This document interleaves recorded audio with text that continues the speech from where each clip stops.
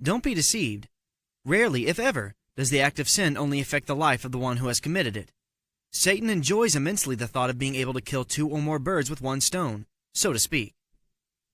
Solomon, in the book of Ecclesiastes, warns of the terrible consequences of yielding to temptation, when he said, "He that diggeth a pit shall fall into it, and whoso breaketh an hedge, a serpent shall bite him."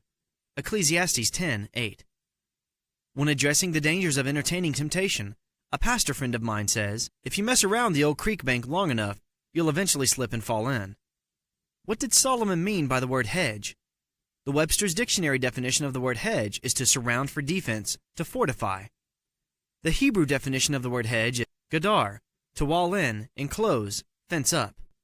If you recall, there is another mention of a hedge in the book of Job, where Satan observed God's hedge of protection around Job, his family, and his belongings. And the Lord said unto Satan, Hast thou considered my servant Job, that there is none like him in the earth, a perfect and an upright man, one that feareth God, and escheweth, avoids evil?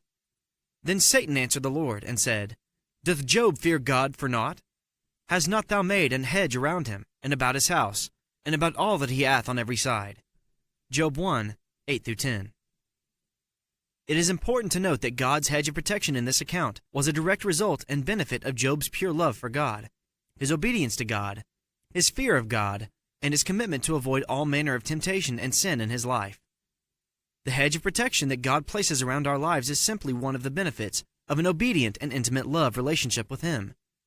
Problems begin when we break our focus on God and begin to entertain tempting spirits. This is what Solomon meant in the Ecclesiastes 10:8 scripture, Whoso breaketh an hedge. The fact is, a broken hedge results in sin's deadly entrance into our lives. As we also read in the Ecclesiastes 10:8 scripture, once we let our hedge of protection, or guard down, then a serpent will come in and bite us. Hence, envenomization, or the entrance of sin, occurs.